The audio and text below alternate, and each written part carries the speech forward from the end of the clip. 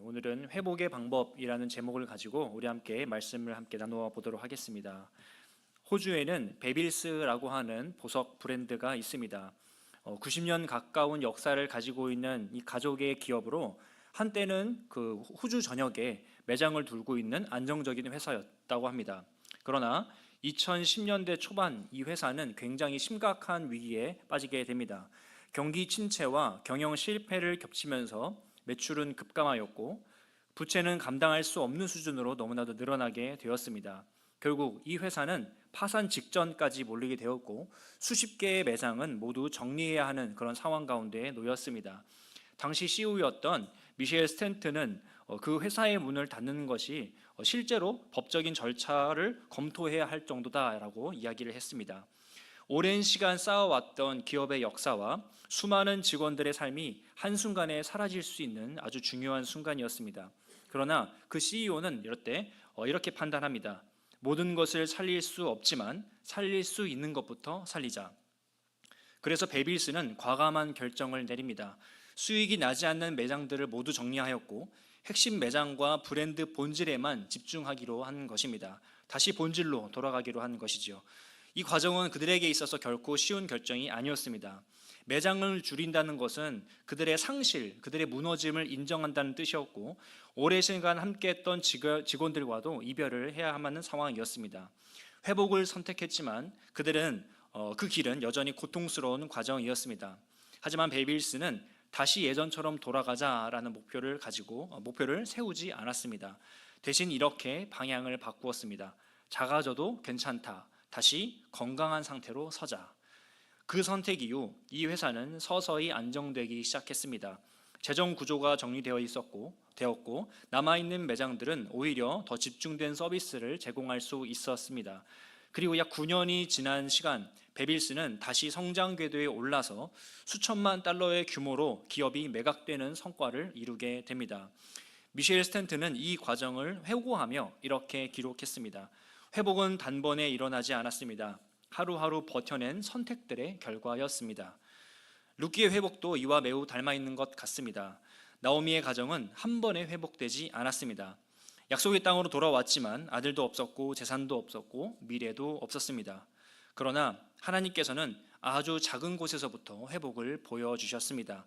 베빌스가 모든 매장을 살리지 못했지만 기업의 생명을 불어넣었던 것처럼 하나님은 나오미의 인생 가운데 겉으로 보기에는 가장 작은 순종을 사용하셔서 그 가문에 예수 그리스도라는 아름다운 이름을 그 가문 가운데 주셨던 것입니다. 오늘 본문 말씀은 룻기의 시작인 룻기 1장에 대한 내용입니다. 성경의 대부분의 내용들이 그러하듯이 1장에서는 보통 서론, 즉 내용이 가장 중요하고 핵심적인 내용을 말하고 있는 경우가 많습니다. 그런데 우리가 함께 살펴본 룻기 1장에서는 이렇게 시작하고 있습니다. 우리 본문 말씀 1장 1절을 우리 같이 한 번 더 읽어보도록 하겠습니다. 시작. 사사들이 치리하던 때에 흉년이 된지라 한 사람이 그의 아내와 두 아들을 데리고 모압 지방에 가서 거류하였는데, 이 이야기를 다루고 있는 시기를 사사들이 치리하던 때라고 배경을 설정하고 있습니다. 룻기에 나오는 인물들이 사사시대의 사람들처럼 행동하고 있을 것이다 라고 말하고 있는 것이죠. 그렇다면 우리는 그 사사시대 사람들이 어떻게 생각하고 어떻게 행동하는지 한번 봐야 될 것 같습니다. 우리 앞장으로 한 장 넘어서 사사기의 맨 마지막 장인 21장 25절을 같이 한번 읽어보도록 하겠습니다. 시작. 그때 이스라엘의 왕이 없었으므로 사람이 각기 자기의 소견에 옳은 대로 행하였더라. 아멘. 사사기를 마무리 지으며 딱 한 줄로 당시의 시대적 상황을 이렇게 말해주고 있습니다. 당시 이스라엘에 왕이 없었으므로 사람이 각기 자기의 소견에 옳은 대로 행동하였다라고 말하고 있습니다. 당시 이스라엘은 실제로 왕이 없었습니다. 아직 초대 왕이 세워지기 전이었기 때문에 이스라엘은 실제로 왕이 없었습니다. 하지만 또 왕이 있었습니다. 바로 하나님이십니다. 이스라엘 백성들은 눈에 보이지 않는 하나님을 신뢰하지 못하였고 눈에 보이는 연약한 인간 지도자를 원했던 것입니다. 실수도 하지 않고 주무시지도 않고 이 세상을 창조하신 전지전능한 분이 이스라엘 백성들의 왕이셨지만 이스라엘 백성들은 그 전지전능한 하나님을 인정하지 않았고 그저 눈에 보이는 작고 약하며 실수 많고 늙고 병드는 인간 지도자를 원했던 것입니다. 그래서 그들의 믿음의 상태를 이렇게 표현했던 것입니다. 그때 이스라엘에 왕이 없었으므로. 이스라엘 백성들은 하나님을 왕으로 받아들이지도 않았고 하나님을 왕으로 인정하지도 않았던 것입니다. 그 결과가 이렇게 표현됩니다. 각기 자기의 소견에 옳은 대로 행하였더라. 이스라엘 백성에게 있어서는 그들이 행동해야 할 기준이 있었습니다. 바로 왕 되시는 하나님께서 이스라엘 백성들에게 주신 율법이 그들의 행동 양식, 행동의 기준이었습니다. 하지만 이스라엘 백성들은 하나님을 인정하지 않았기 때문에 하나님께서 주신 기준대로 살지 않았습니다. 각자 자신이 왕이 돼서 자신의 뜻대로 살아가고 있었던 것입니다. 이런 배경 가운데 오늘 본문 말씀인 룻기가 시작되고 있는 것입니다. 당시에 많은 사람들이 하나님을 왕으로 따르지도 않았고 그리고 심지어 왕으로 인정하지도 않았으며 하나님께서 주신 말씀을 율법대로 살아가지 않았던 그 상황 가운데 한 가족이 등장합니다. 바로 엘리멜렉과 나오미입니다. 그들의 이름에서도 이 가족의 철학을 볼 수 있는데요. 엘리멜렉이라는 이름의 뜻은 하나님은 나의 왕이시다라는 뜻이고, 나오미는 히브리어 나옴에서 나온 단어로 하나님은 나의 기쁨이라는 뜻을 가지고 있습니다.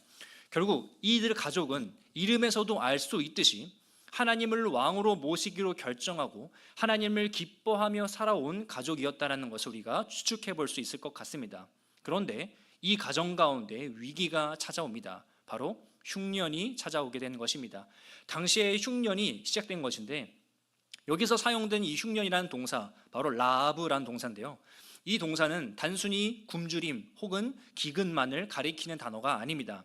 이것은 어느 정도의 굶주림이나 흉년이 넘어서서 그 삶의 터전이 무너지고 공동체가 깨질 만큼 심각한 흉년의 상태를 말할 때 이 라브라는 동사를 사용한다고 합니다. 그 정도가 굉장히 심하기 때문에 보통 구약 성경에서는 하나님의 심판과 관련돼서 등장하는 경우가 대부분입니다. 룻기에서는 하나님의 심판으로 받아 흉년이 찾아왔다라고 말하고 있지는 않지만 중요한 것은 그 흉년으로 인해 하나님의 가족이 고통받으며 그 땅을 떠나 모압 땅으로 가서 살게 되었다라는 것입니다. 여기서 성경에서는 거류하였다라고 표현하고 있는데요. 거류라는 단어는 정착이나 이민과 같이 이주하는 것이 아니라 잠시 왔다가 가는, 잠시 머물러 있는 상태를 표현할 때 거류한다라고 표현합니다. 그런데 문제는 그 땅을 떠났고 모압 땅에 거류하였다는 데 있습니다. 여기서 말하는 그 땅은 뭘까요? 어떤 신학자들은 엘리멜렉과 나오미가 우상 숭배에 해당하는 모습을 보이지 않기 때문에 이들이 모압 땅으로 떠난 게 문제가 되지 않는다라고 말하지만 전 이 문제가 전혀 가벼운 문제가 아니라고 생각을 합니다. 이들이 떠난 그 땅은 단순한 땅이 아닙니다. 이 땅은 보통 성경에서 하나님께서 이스라엘 백성들에게 주겠다고 약속하는 그 약속을 말할 때, 그 땅을 말할 때 이 땅, 이 표현을 씁니다. 바로 하에레츠라는 표현인데요. 자주 등장합니다. 하나님의 언약과 관련돼서 이스라엘 백성들과의 약속을 표현할 때 하에레츠, 그 땅이란 표현을 많이 쓰죠. 심지어 이 엘리멜렉과 나오미가 건너간 땅은 어떤 땅입니까? 바로 모압 땅입니다. 이 모압 땅은 하나님께서 모압 백성들에게 평안함 자체도 구하지 말라라고 말씀하셨습니다. 제가 한번 읽어드리겠습니다. 신명기 23장 3절에 보면 이렇게 나옵니다. 암몬 사람과 모압 사람은 여호와의 총회에 들어오지 못하리니 그들에게 속한 자는 10대뿐 아니라 영원히 여호와의 총회에 들어오지 못하리라. 이스라엘 백성들이 출애굽하는 그 과정 가운데 그들을 막아서고 저주했던 그 모압 사람들에게 하나님께서는 영원히 그들과의 관계를 끊어야 한다라고 말합니다. 그리고 신명기 23장 6절에는 이렇게 말합니다. 내 평생에 그들의 평안함과 형통함을 영원히 구하지 말지니라. 여기서 평안함과 형통함이라는 것은 개인적인 차원에서 인사를 나누거나 안부를 묻는 등의 그런 가벼운 차원이 아닙니다. 이것은 모압의 안녕과 번영을 위해서, 그들을 위해서 복을 빌어주지도 말고 그들을 위해서 좋은 말도 해주지 말라라는 뜻입니다. 즉 모압의 발전과 번영을 위해 기도하거나 그들과 정치적으로 결탁을 하고 군사적으로 동맹을 맺고 교류하거나 신앙적으로 그들과 연합해서 그들의 체제를 따르거나 그들의 체제를 정당하지 말라라고 하는 하나님의 뜻이 있는 겁니다.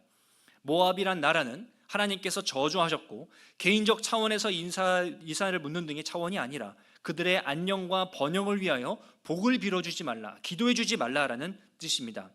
이 사실을 고려한다면 엘리멜렉이 하나님께서 주신 약속의 땅을 버리고 잠깐 그 고통을 면하기 위해 찾아간 그 모압 땅으로 갔다는 그 사실은 우리가 쉽게 생각해 볼 문제가 아니라는 것을 알 수가 있는 것입니다. 룻기 1장 1절에서는 그 이야기를 하고 있는 것입니다. 엘리멜렉과 나오미가 건너간 그 사건이 아주 쉬운 문제가 아니라 하나님의 약속의 땅을 버린 배도의 길이 될 수도 있다라는 것을 말하고 있는 것입니다. 하나님의 백성이 잠깐의 어려움으로 인해서 하나님께 도움을 요청하지도 않았고 하나님께 물어보지도 않았고 그들의 그 잠깐의 고통을 피하기 위해 하나님의 약속의 땅을 버리는, 하나님께서 금하신 모압의 땅에 들어가는 그 자체가 하나님을 배도하는 모습으로 보일 수 있다라는 것을 우리에게 말해주고 있습니다. 우리가 알고 있는 배도의 모습은 어떤 모습입니까? 그저 우상 숭배를 하거나 하나님의 직접적인 명령을 거역하는 행위로만 알 수 있습니다. 하지만 우리는 이 엘리멜렉의 모습 속에서, 엘리멜렉의 작은 선택 가운데에서 사사시대의 사람들이 얼마나 하나님을 무시하고 하나님을 배도하며 자신의 결정을 따라 행했는지 알 수 있다라는 것을 우리는 본문을 통해 알 수 있습니다. 이렇게 사사시대 사람들처럼 사사시대 사람들의 모습과 똑같이 행동했던 엘리멜렉의 가족들은 어떻게 됐을까요? 그런데 사실 우리는 이 엘리멜렉의 모습을 보면 우리 자신의 모습을 보이는 듯 합니다. 하나님을 잘 섬기고 그 뜻에 따라 살기 위해 노력하는 것 같지만 정작 인생의 중요한 순간에는 하나님의 방법이 아니라 세상이 말하는 방법대로 따라가려고 하는 우리의 연약한 모습을 자주 보게 됩니다. 혹은 인생 가운데 어려운 일을 잠깐이라도 만나게 되면 우리는 너무나도 쉽게 하나님을 잊어버리고 살 길을 찾아 세상의 방법을 연구하는 우리의 모습을 너무나도 쉽게 만나게 됩니다. 사랑하는 성도님들, 우리 오늘은 2025년도 마지막 금요기도회로 드리고 있습니다. 올 한 해 여러분, 우리 성도님들의 어떠한 선택 가운데 이러한 엘리멜렉의 배도하는 모습들이 보였는지 한번 생각해 보기를 간절히 원합니다. 저 역시도 너무나도 말씀을 준비하며 부끄럽고 하나님 앞에 죄송했던 순간들이 많았던 것 같습니다. 우리도 엘리멜렉처럼 연약한 모습을 보이고 있지 않은지 돌아보며 회개하는 시간이 되시기를 바랍니다.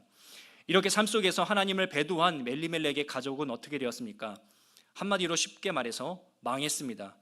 집안의 가장이었던 엘리멜렉은 이방의 땅에서 목숨을 거두었고 그들의 모압 땅에 거주한 지 10년 정도 됐을 때 두 아들도 자녀 없이 그 땅에서 목숨을 잃게 되었습니다.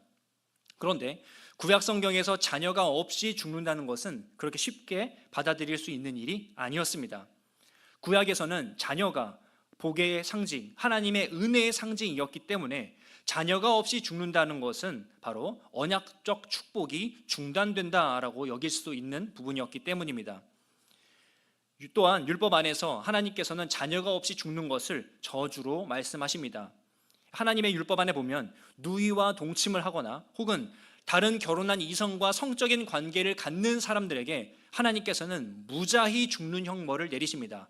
자녀가 없이 죽는 형벌을 내리시는 거죠. 즉 언약적 공동체 안에서 영원히 계보를 끊어버리는 하나님의 심판이 따르는 것입니다.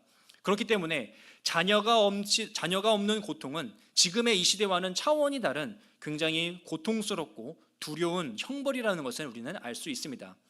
이제 영원히 하나님의 언약 안에 있는 공동체에서 끊어지게 될 것이고 하나님의 모든 축복이 사라지고 저주와 형벌만 남은 것으로 여겼기 때문입니다. 그만큼 고통스럽고 어려운 상황 가운데 놓여 있는 것이 바로 지금 오늘 본문 말씀 가운데 있는 주인공들입니다. 성경에서는 이 엘리멜렉이 가족이 하나님께 저주를 받았거나 하나님께 심판을 받았기 때문에 이런 결과가 이르렀다라는 말을 하고 있지 않습니다. 성경은 그것에 집중하고 있지 않습니다. 그가 엘리멜렉이 어떠한 의도가 있었는지 모르겠지만 엘리멜렉의 어려움으로 인해 약속의 땅으로 떠났고 자녀 없이 엘리멜렉과 두 아들 모두 목숨을 잃었다는 그 사실만을 이야기합니다. 엘리멜렉이 왜 이렇게 실패하게 되었을까요? 이들이 실패한 이유는 단 하나입니다. 바로 세상 사람들과 똑같이, 그 시대 사람들과 똑같이 행동했기 때문입니다. 하나님의 자녀는 하나님의 방법대로 살아야 합니다. 어떻게 살아야 할지, 어떤 결정을 해야 할지, 그리고 어떻게 방법을 찾아야 할지 하나님의 방법대로 해야 하는 것입니다. 하나님의 백성들이 사는 그 땅에 흉년이 들었다면, 살기 어려워졌다면 당연히 가장 먼저 하나님께 물어봐야 하는 것입니다. 하나님, 우리에게 왜 이런 흉년이 왔습니까? 하나님, 우리는 어떻게 해야 합니까? 이것처럼 왕이신 하나님께 물어봐야 하는 것입니다. 그리고 더 나아가 자신의 연약함을 돌이키며 하나님, 다시 한 번 더 회복을 허락하여 주시옵소서, 다시 한 번 더 주님께로 나아가기를 원합니다 라고 고백해야 하는 것이 하나님의 백성들이 해야 하는 모습입니다. 당시 사사시대의 이스라엘 백성들은 하나님을 인정하지 않았을 뿐더러 우상 숭배가 그들 가운데 너무나도 만연하게 퍼져 있었습니다. 그렇기 때문에 하나님께서는 주변 나라를 통해 이스라엘 백성들을 심판하셨고, 이스라엘 백성들이 다시 한 번 더 회개의 자리로 나아가면 사사들을 세워 그들을 구해 주셨습니다. 이처럼 하나님의 뜻에 따른 사람이라면 하나님께 여쭈어보고 회개하는 모습이 공식처럼 삶에 깊게 새겨져야 하는 것입니다. 사랑하는 우리 모든 성도님들 한 분 한 분 사사시대의 사람들처럼 하나님의 뜻이 아닌 세상의 방식대로 살아가고 있지 않은지 오늘 하루 돌아보는 시간이 되시기를 간절히 소망합니다. 단순히 죄를 범하는 차원을 넘어서서 우리의 표정과 우리의 말투가, 다른 사람을 대하는 태도가, 삶에서의 모든 모습들이 세상 사람들과 어떤 차이점이 있는지 깊이 돌아볼 수 있는 기회가 되시기를 바랍니다. 하나님의 자녀는 하나님의 법대로 살아야 합니다. 나의 도덕성 때문이 아니라, 내가 잘난 사람, 착한 사람이 되기 위해서가 아니라 하나님의 영광을 위해 착한 사람이 되어야 합니다. 나의 이익과 명예를 위해서가 아니라 우리 한 사람 한 사람은 하나님의 영광을 위해 바르고 곧은 사람이 되어야 하는 것입니다. 저희 가정은 노인 복지와 관련된 일을 같이 하고 있습니다. 그러다 보니 교회와 관련된 기관들을 굉장히 많이 만나게 됩니다. 특히 그 상호에 샬롬, 축복, 평강 이러한 단어들이 가지고 있는 시설들은 대부분 기독교 기관들이라는 것을 대번 알 수 있는데요. 그리고 그 기관들을 방문할 때면 말씀 구절이 대문에, 바로 현관문에 써 있는 경우가 굉장히 많습니다. 그런데 굉장히 아이러니하게도 그러한 기관들일수록 이러한 미수들이나 미수금이 많이 발생하거나 굉장히 무례한 요청들을 하거나 감당하기 힘든 억지를 부릴 때가 너무나도 많습니다. 그래서 선생님들 사이에서도 기독교 기관은 피하고 싶은 기관으로 많이들 이야기합니다. 이것은 단순히 그런 기관들의 문제가 아닌 것 같다라는 생각을 하게 됩니다. 이 문제는 이 시대를 살아가고 있는 저와 우리 성도님들의 개인적인 문제입니다. 지금 이 자리에 앉아서 말씀을 듣는 우리 성도님들이나 말씀을 전하는 제 자신이나 이 시대를 살아가는 우리들이 하나님을 법대로 살아가고 있지는 않은지 우리의 모습을 돌아보아야 한다는 것입니다. 하나님의 법대로 살아가며 우리는 착한 행실을 통해 하나님께 영광을 돌리는 삶이 되시기를 주님의 이름으로 축복합니다. 마태복음 5장 16절에 이렇게 말씀하십니다. 이같이 너희 빛이 사람 앞에 비치게 하여 너희 착한 행실을 보고 하늘에 계신 너희 아버지께 영광을 돌리게 하라. 이 말씀처럼 우리 성도님들의 매일매일의 삶이, 성도님들의 표정과 행동과 모든 모습들이 하나님 앞에 영광을 돌리는 삶이 되시기를 주님의 이름으로 축복합니다. 이렇게 엘리멜렉은 이방 땅에서 완전히 실패하였습니다. 하나님을 인정하지 않았고 자신의 방법대로 선택하였던 엘리멜렉은 실패하게 되었습니다. 자신과 두 아들 모두가 이방 땅에서 죽음을 맞이하게 된 것입니다. 그리고 그 가정에는 여자들만 남았습니다. 마치 저주를 받아 하나님의 언약 안에서 완전히 끊어진 것 같아 보입니다. 그런데 놀랍게도 룻기의 이야기는 여기서 끝나지 않습니다. 이게 바로 룻기의 가장 핵심적인 내용이라고 할 수 있습니다. 바로 하나님께서 회복시키신 것입니다.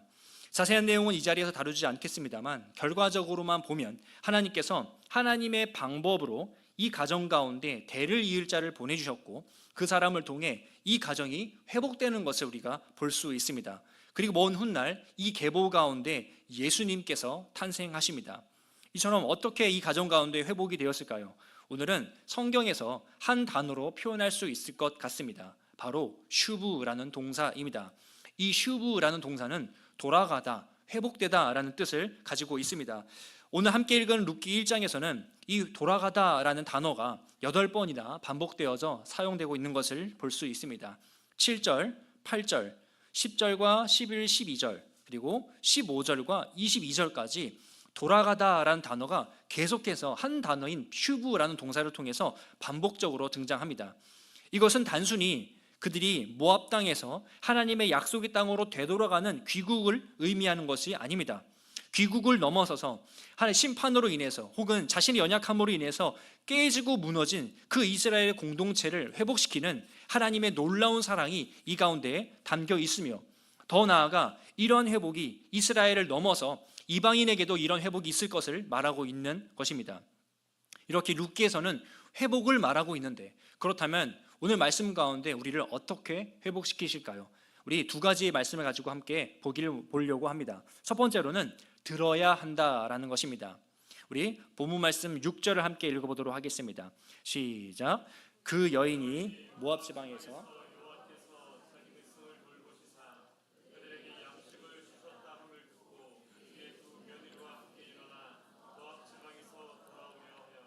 성경에서는 무엇을 보고 무엇을 들었는지가 굉장히 중요한 의미를 가지고 있습니다.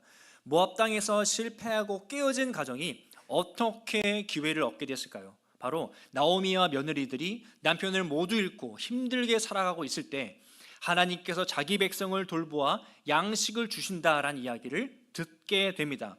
나오미는 이런 복음의 소식을 들었고 반응하였습니다. 지나칠 수 있는 아주 작은 이야기일 수 있습니다. 소문으로 여길 수도 있습니다. 하지만 나오미는 이 이야기를 흘려버리지 않았고 회복의 기회로 잡았습니다. 그런데 여기서 중요한 것은 누구의 음성을 들었는가가 너무나도 중요합니다. 사사시대의 사람들은 자기의 소견에 옳은 대로 행동하는 것이 당연하게 여겨졌던 사람들입니다. 여기서 소견이라는 것은 보기에 좋은 대로 행동했다라는 뜻을 가지고 있습니다.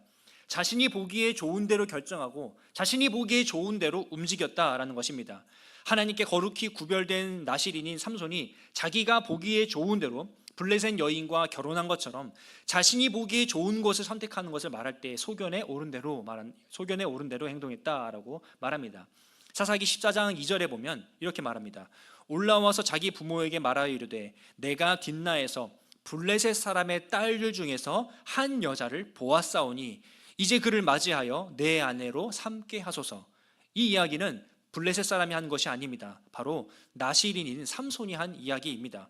자신의 눈에 보기에 좋은 여자, 이뻐 보이는 여자, 그들의 기준 가운데 좋아 보이는 여자를 선택하였고 그와 결혼하겠다라고 말하는 나실인의 모습입니다.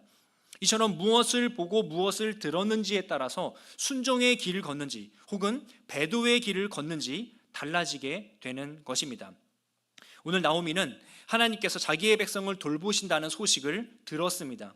모압 땅에서 다른 길을 찾아 나설 수 있었지만 나오미는 모압의 방법이 아닌 이방인의 방법이 아닌 하나님의 방법으로 해결하려고 나아갔습니다. 자신의 백성들을 돌보신다는 그 하나님의 소식에 이렇게 저주받고 모든 것을 잃은 자신이지만 그 고국으로 돌아가면 하나님께서 조금이라도 자신을 불쌍히 여겨주실 것이라는 아주 작은 희망을 갖게 되는 것입니다. 사랑하는 성도님들, 우리는 하나님의 말씀을 들어야 합니다. 너무나도 중요한 것은 선포되어지는 말씀 가운데 나 자신을 대입해서 나에게 하는 말씀으로 받아야 한다는 것입니다. 또한 무엇보다 하나님의 말씀을 인정하고 그것을 마음으로 받아들이는 데 있습니다. 하나님의 말씀을 듣지 않고 자신의 방법대로 살아가며 마음이 돌과 같이 굳은 마음을 가지고 있던 그 나오미가 오랜 고통과 어려움으로 인해 그 단단했던 마음이 풀어지고 부드러워져서 하나님의 말씀을 듣게 된 것입니다. 사랑하는 성도님들, 오늘 하루 우리 성도님들은 어떤 이야기를 들으셨습니까? 오늘 어떤 소식들이 우리 성도님들의 귓가에 들리셨고 오늘 하루 어떤 하나님의 말씀이 들리셨습니까? 나오미와 같이 하나님의 음성을 듣고 다시 한번 회복의 길을 걸으시는 우리 모든 성도님들이 되시기를 주님의 이름으로 축복합니다. 이렇게 나오미와 룻은 하나님의 말씀을 들음으로 그 회복의 기회를 잡게 된 것입니다. 두 번째로 오늘 본문 말씀 가운데 나타난 회복의 방법은 바로 붙잡는 것입니다. 우리 14절 말씀을 같이 한번 읽어보겠습니다. 시작. 그들이 소리를 높여 다시 울더니 오르바는 그의 시어머니에게 입맞추되 룻은 그를 붙쫓았더라. 본국으로 돌아가던 룻은 이방인 여인들에게, 며느리들에게 자신의 고향으로 돌아가라라고 권합니다. 자신에게 더 이상 그들을 데리고 살 방법도 이유도 없었기 때문에, 또한 유대인의 땅에서 이방인의 삶으로 살아간다는 것이 결코 쉬운 일이 아니라는 것을 알았기 때문에 며느리들을 자신들의 고향으로 돌려보냅니다. 이 시어머니의 이야기에 오르바는 울면서 자신의 고향으로 돌아갑니다. 여기에서 오르바의 선택이 잘못된 선택이고 실패라고 이야기하고 있지는 않지만 오히려 이 룻의 선택이 성공적이었음을 말하고 있습니다.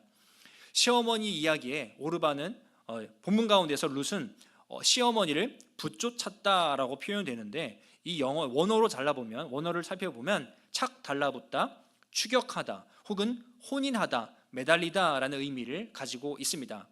그저 말로만 따르겠습니다를 말하는 것이 아니라 한 몸이 되어서 매달리고 그리고 쫓아다니며 추격하며 그걸 붙어 있다는 것을 표현하는 단어입니다. 룻은 자신조차도 어려운 상황 가운데 시어머니를 따랐습니다. 근데 우리가 여기서 좀 유의해야 할 부분들이 있습니다. 바로 룻이 하나님을 선택하고 시어머니를 따른 것이 아닙니다. 순서상으로 보면 룻은 시어머니를 먼저 따랐고 그 시어머니가 믿는 하나님을 따랐던 것입니다. 결국 하나님께서는 자신을 직접적으로 믿는다 고백하지 않아도 어떻게 보면 그 동기가 불순하다 여길 수 있고 미성숙하다고 보일 수 있습니다. 하지만 하나님께서는 그 룻의 동기를 불순하다 여기지 않으셨고 미성숙하다 여기지 않으셨습니다. 또한 방식이 틀렸다라고 말하지 않았습니다. 하나님께서는 이 룻의 그 연약한 믿음, 그 연약한 선택을 존중해 주셨고 사랑해 주셨습니다. 여기서 나오는 룻기의 신학이 그렇습니다. 하나님의 무한한 사랑을 우리 가운데, 이방인이 우리에게도 보여주고 있는 것입니다. 사랑하는 성도님들, 삶에 여러 가지 많은 부분들이 깨어져 계시지는 않습니까? 삶의 곳곳에서 결핍이 있고 다툼이 있고 어려움이 있지는 않으십니까? 다른 사람들에게는 차마 이야기하지 못할 어려움과 환난이 있지는 않으십니까? 하나님께서는 원하시는 것은 아주 간단합니다. 바로 그 깨어지고 무너지고 결핍된 그 상태 그대로 하나님께 매달리기를 원하고 계시는 것입니다. 사랑하는 성도님들, 우리 하나님께 매달리는 것은 어떨까요? 비록 당장의 해결법이 보이지 않고 원론적인 이야기를 하는 것처럼 여겨질 수 있습니다.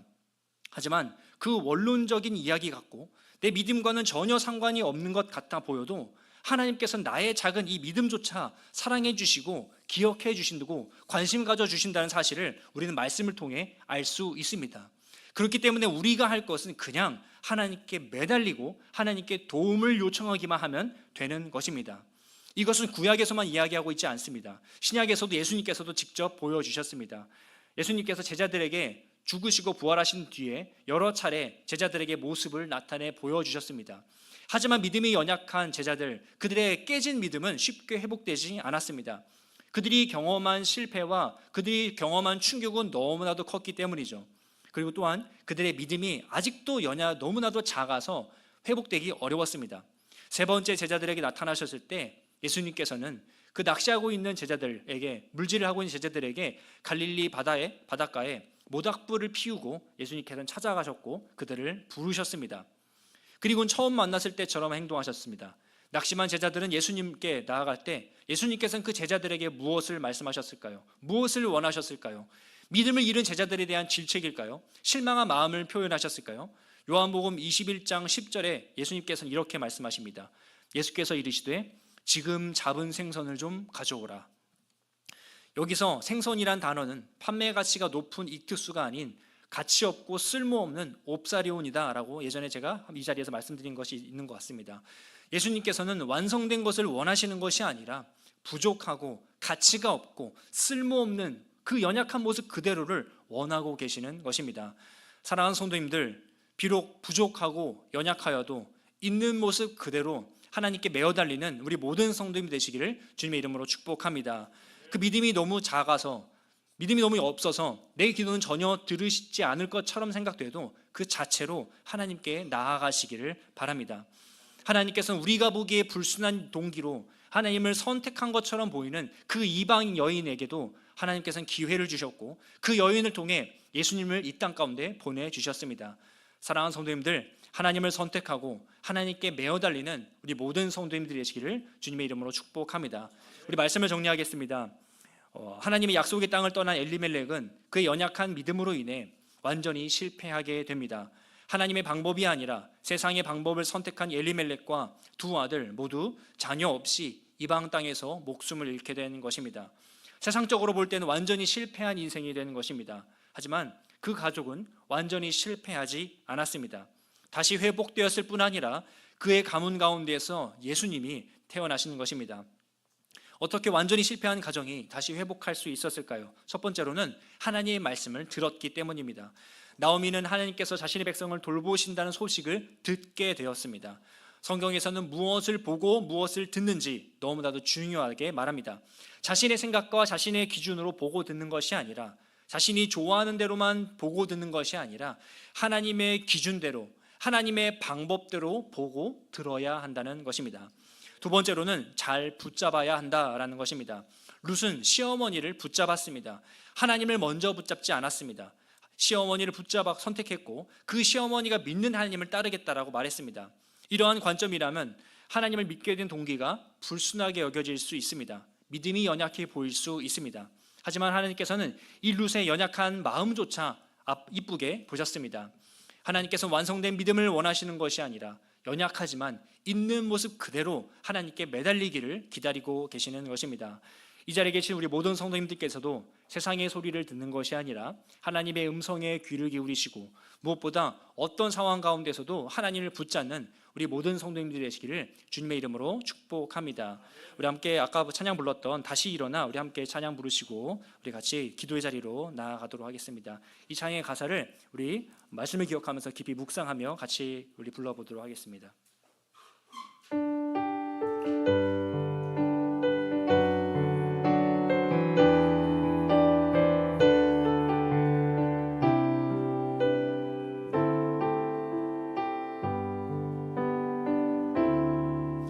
나는 내 마음의 복음이 흥했던 곳에서 다시 아버지를 만나고 주님 내 마음의 연약한 눈물의 끝에서 또 나를 반겨주시네. 생각했던 그의 부르심 다시 나를 회복해 하시네. 다시 일어나 주를 예배함이 내 모든 기쁨이 되리.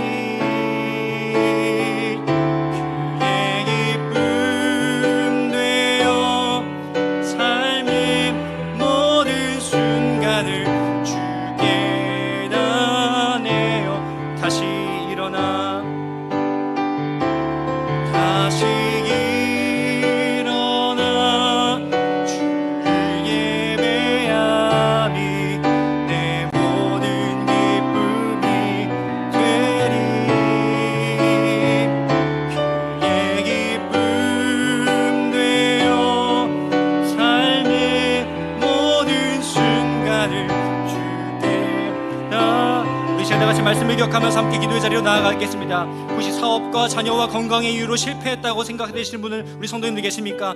너무나도 완전히 무너져 버려서 더 이상 회복의 방법이 보이지 않는다고 생각이 드시는 분들이 계십니까? 우리 시간 함께 기도하실 때 주님, 나의 연약한 믿음 그대로 주님께 다시 나아가기를 원하오니 주님 다시 한번 우리 가운데 회복을 허락하여 주시옵소서. 다시 한번 주님께서 기뻐하시는 모습으로 회복시켜 주시옵소서. 내 생각과 내 뜻과 내 결정대로 살아가는 것이 아니라 하나님의 방법대로 살겠사오니 회복을 허락하여 주시옵소서. 무너진 말씀 생활, 기도 생활에 다시 한번 일어서기를 원하오니 주님, 우리의 예배를, 나의 예배를 회복시켜 주시옵소서. 주님의 이름을 부르짖고 말씀을 기억하며 우리 주일 예배를 주님께 맡기며 함께 기도하겠습니다.